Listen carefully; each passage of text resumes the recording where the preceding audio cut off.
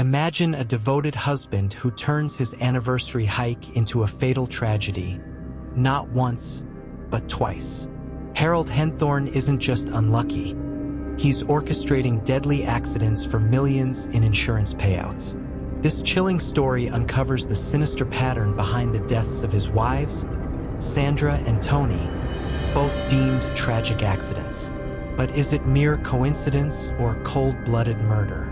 With $4.5 million at stake and unsettling inconsistencies in his stories, the truth is more shocking than fiction. Stay with us as we unravel the dark motives and disturbing evidence that reveal the real Harold Henthorne. You won't believe how deep this deception goes. Welcome to Spooky Stories. I'm Milo, your guide through the chilling and the unknown. Here, we dive into terrifying tales that will keep you on the edge of your seat. Join our community of thrill seekers, and let's explore the darkness together. It was a crisp autumn morning on September 29, 2012, when the call came in, one that would set off a chain of events none of us could have anticipated. The air was clear and cool, with the vibrant colors of fall painting the Rocky Mountain National Park in shades of red, orange, and yellow. The serenity of the park, a haven for hikers and nature lovers, was abruptly shattered by the news of a tragic accident. As Detective John Harris, I had received numerous calls in my career, but something about this one felt different from the start. The dispatcher's voice was steady but tinged with an urgency that hinted at the gravity of the situation. The details were sparse. A woman had fallen from a cliff, and her husband was the only witness. The name of the victim, Tony Henthorne, was noted along with the location, a secluded area within the park known for its stunning vistas and challenging terrain. As I made my way to the scene, my mind raced with the possibilities. In my years on the force, I had seen my fair share of tragedies, accidents, crimes of passion, calculated murders, each leaving its mark on my memory. But the death of Tony Henthorne, as I would soon learn, stood out from the rest. Tony and her husband, Harold Henthorne, were supposedly on a hike to celebrate their 12th wedding anniversary. Such a joyous occasion turned into a nightmare in an instant. As I approached the park, the juxtaposition of the picturesque landscape against the grim reality of a fatal accident struck me. The vibrant colors of autumn, usually a source of awe and inspiration, seemed to mock the darkness of the situation. Nature's beauty was indifferent to human suffering, and the contrast only deepened the sense of unease that settled over me. Upon arriving at the scene, I was greeted by a somber sight. Emergency responders were already present, their faces etched with the familiar blend of professionalism and sorrow that comes with the territory. Harold Henthorne stood nearby, looking distraught, his eyes red and swollen from tears. He recounted the events with a shaky voice, explaining that Tony had slipped while taking photos near the edge of the cliff. His story seemed plausible, but there was an unsettling undercurrent to his demeanor that I couldn't ignore. The scene itself was hauntingly beautiful, the sheer drop of the cliff framed by a panorama of mountains and valleys. Yet, amidst this natural splendor lay the stark evidence of a life abruptly ended.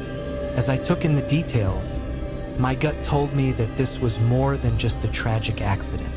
There were too many variables, too many unanswered questions.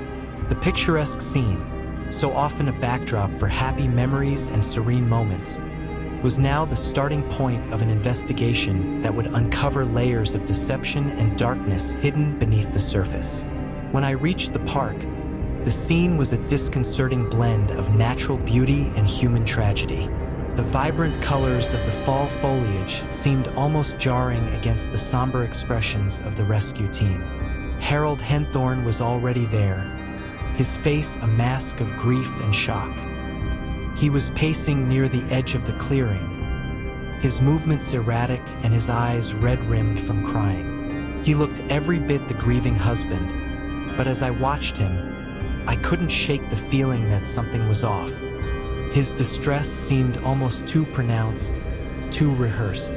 The rescue team had just recovered Tony's body from the base of the cliff, and the sight was enough to send a chill down anyone's spine. The stark contrast between the beauty of the setting and the horror of what had happened was palpable. Harold approached me, his voice trembling as he recounted the events that led to Tony's fall. According to him, she had been taking photos near the edge when she slipped. His story was straightforward and, on the surface, plausible. Yet, as he spoke, I couldn't ignore the subtle inconsistencies in his demeanor. His eyes, though teary, lacked the raw, unfocused pain I had seen in truly devastated individuals. There was a calculated air about his actions, as if he were conscious of being watched and judged. This sense of performance, combined with the convenient simplicity of his account, set off alarm bells in my mind. In this line of work, intuition is often the first step towards uncovering the truth, but it is the solid, irrefutable evidence that ultimately seals it. As I continued to observe Harold, my unease grew. In my career, I had learned that the truth often hides in the details, and those details can sometimes be uncovered by observing human behavior under stress. Harold's actions, his pacing, and his overemphasis on certain points of his story all suggested he was hiding something. My training taught me that genuine grief often manifests in unpredictable ways. Shock, denial, uncontrolled emotion. But Harold's behavior was too controlled, too deliberate. There was also the matter of timing. He claimed Tony had slipped while taking photos, but the timing of their hike and the place where she fell seemed too coincidental, too perfect for an accident. As much as his story fit the basic facts, it was the gut feeling that something was being manipulated that kept gnawing at me. It was clear that a thorough investigation was necessary to uncover the truth behind this tragic event.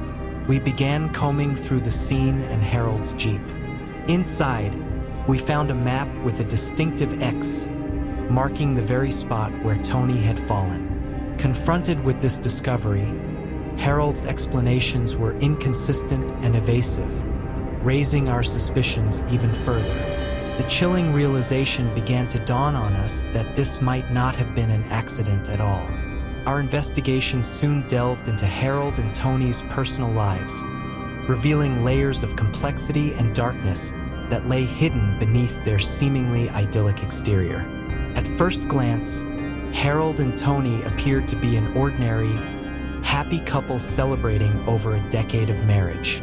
However, as we scrutinized their financial and personal histories, disturbing patterns began to emerge.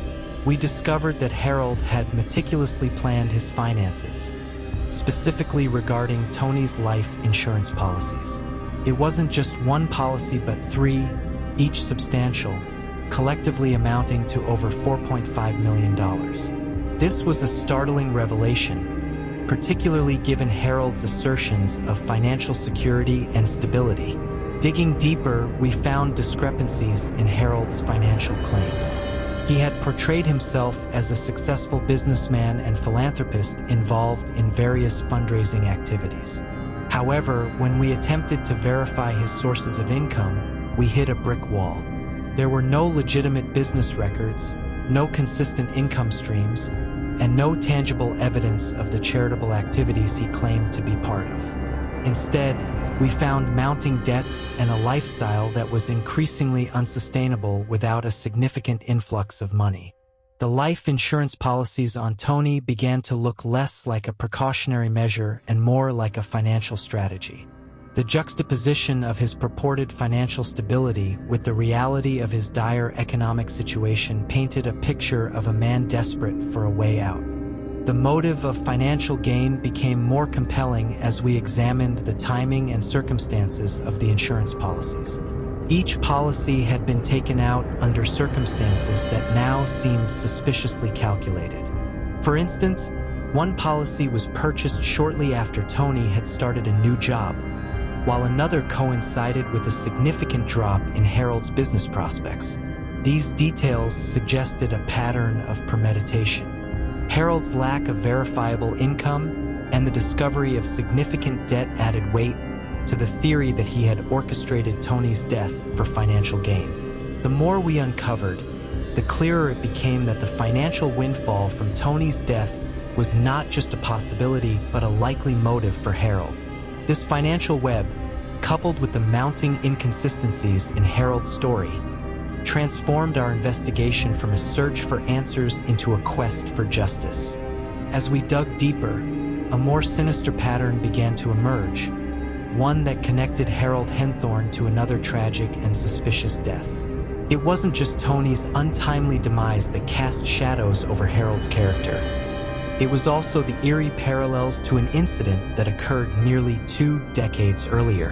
In 1995, Harold's first wife, Sandra Lynn Henthorne, died in a manner that was both tragic and highly suspicious. According to the reports, Sandra was crushed by their car while Harold was changing a tire on a remote, isolated road. The circumstances surrounding her death were peculiar enough to raise eyebrows, but at the time, it was ruled an unfortunate accident. Our investigation into Sandra's death revealed disturbing similarities to Tony's case. Just like Tony, Sandra had a substantial life insurance policy, which Harold had taken out on her. The payout from Sandra's policy was significant, enough to provide Harold with a considerable financial cushion. This alone was suspicious, but the method of her death, crushed by a car in a remote location, was what truly stood out. It suggested a calculated move designed to appear accidental, thus avoiding immediate suspicion while ensuring a large financial gain. The more we examined the details, the more it became clear that Sandra's death might not have been a tragic accident, but rather the first step in a larger, more sinister pattern. Further investigation into Sandra's death uncovered additional anomalies. Witnesses who remembered the incident noted Harold's odd behavior at the time. He was reportedly calm and collected, much like his demeanor after Tony's death. Additionally, the location where Sandra died was unusually remote, raising questions about why Harold chose that particular spot to change a tire.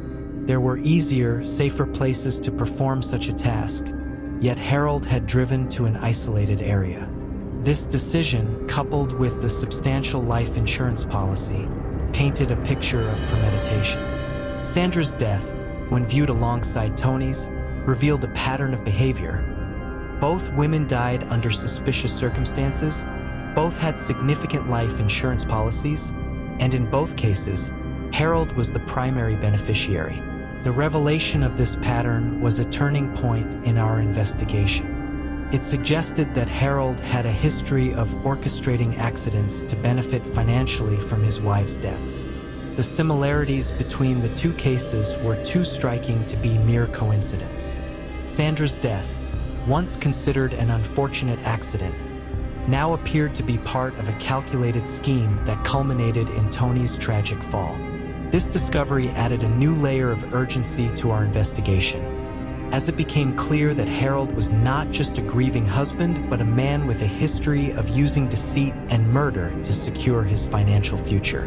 The pattern of manipulation and murder unveiled a chilling aspect of Harold's character, transforming the investigation into a pursuit of justice for both Sandra and Tony. The eerie similarities between the two cases were impossible to ignore, each new piece of evidence painting a clearer, more sinister picture. In both incidents, Harold was not just a peripheral figure.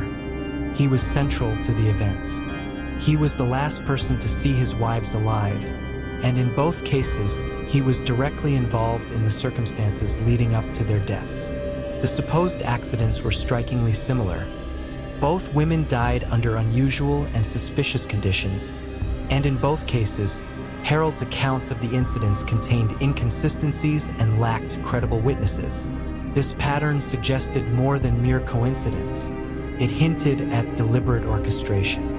Moreover, both deaths were followed by substantial insurance payouts, with Harold as the primary beneficiary. The financial angle was compelling and consistent. In the case of Sandra Lynn Henthorne, The life insurance policy provided Harold with a significant financial windfall, just as Tony's policies were set to do. These payouts were not trivial amounts. They were enough to drastically change Harold's financial situation. The fact that Harold had taken out large insurance policies on both wives, combined with their suspicious deaths, painted a clear motive rooted in financial gain. This repeated pattern of benefiting financially from their deaths turned the lens of suspicion firmly onto Harold, suggesting a premeditated plan. As we pieced together the puzzle, the chilling conclusion became inescapable. Harold Henthorne had a history of orchestrating deadly accidents to secure his financial future. The calculated nature of his actions was underscored by the meticulous planning evident in both cases. From the selection of remote, isolated locations to the timing of the incidents and the securing of substantial life insurance policies, every detail pointed to a man who was methodical and ruthless in his pursuit of financial gain. The premeditated nature of these acts became glaringly obvious, revealing Harold as a cold, calculating individual who exploited his wife's trust and affection for monetary benefit. This realization added a grave urgency to our investigation, as it was clear we were dealing with a serial perpetrator of staged accidents and orchestrated deaths. The trial that followed was nothing short of a media spectacle. Every detail of Harold's life and the deaths of his wives was scrutinized under the harsh light of public interest. The courtroom was packed, the air thick with anticipation and judgment. The evidence against Harold was damning. The map, the insurance policies, the pattern of behavior, all these elements combined to form a compelling case. The jury took little time to convict him of first-degree murder. As I watched the judge sentence Harold to life in prison without the possibility of parole, I felt a sense of grim satisfaction. Justice had been served, but the cost had been high. Tony and Sandra were gone, their lives cut short by the man they trusted most. From his prison cell, Harold continues to protest his innocence, filing appeal after appeal. Each one is denied, yet he persists, holding on to the slim hope that someone might one day believe his version of events. The case of Harold Henthorne has captivated the public, becoming a staple of true crime documentaries and TV programs. The dark allure of the story, one man at the center of two seemingly accidental deaths, both tied to substantial financial gain, ensures it remains a subject of fascination and horror. For me, as an investigator, this case was a stark reminder of the depths of human deceit and the devastating impact of greed. It underscored the importance of vigilance and thorough investigation, no matter how benign a situation might initially appear. Harold Henthorne's story is a haunting example of how easily appearances can deceive, and how crucial it is to uncover the truth, no matter how deeply it is buried. And so, the tale of Harold Henthorne continues to echo, a chilling testament to the darkness that can lurk behind the most unsuspecting of facades. Meet Sarah.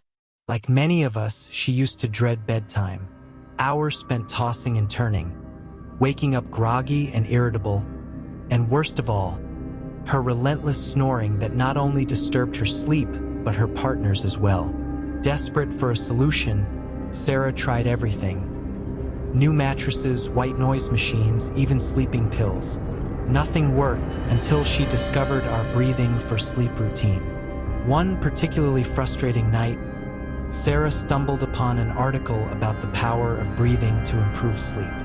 Skeptical but willing to try anything, she read about our breathing for sleep routine, a simple, scientifically backed method designed to clear sinuses, enhance breathing, and eliminate oxygen blockades. It promised to guide users through a simple breathing routine for the best sleep of their lives. Intrigued, she decided to give it a shot.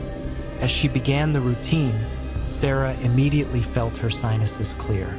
She followed the step-by-step guide, learning how to breathe deeply and correctly. Within minutes, she noticed a significant difference. Her breathing was smoother, more relaxed. That night, she fell asleep faster than she had in years, and incredibly stayed asleep all night. One of the most astonishing benefits was the end of her snoring. The routine included a simple breathing hack that stopped her snoring in minutes. Sarah learned that her habit of mouth breathing was activating her survival mode, preventing her from achieving truly restful sleep. By switching to nasal breathing, she deactivated this mode and allowed her body to fully relax. The next morning, Sarah woke up feeling refreshed and rejuvenated. She couldn't remember the last time she felt so well rested. Her partner noticed the difference too. No more middle-of-the-night disruptions from her snoring. The transformation was remarkable, and Sarah knew she had found something special. Sarah's story is not unique. Many others have discovered the life-changing benefits of our breathing for sleep routine. Imagine falling asleep quickly, sleeping soundly through the night, and waking up feeling fully rested. No more snoring, no more grogginess, just deep, restorative sleep. Are you ready to transform your sleep like Sarah did? Our breathing for sleep routine is easy to follow and starts working immediately. Clear your sinuses, enhance your breathing, and remove oxygen blockades with our guided routine. Say goodbye to snoring and hello to the best sleep of your life. Don't spend another night tossing and turning. Experience the power of proper breathing and reclaim your nights. Try our breathing for sleep routine tonight and wake up to a new, refreshed you. Because everyone deserves the gift of deep, restful sleep. Check out the link for this wonder in the description and the comments.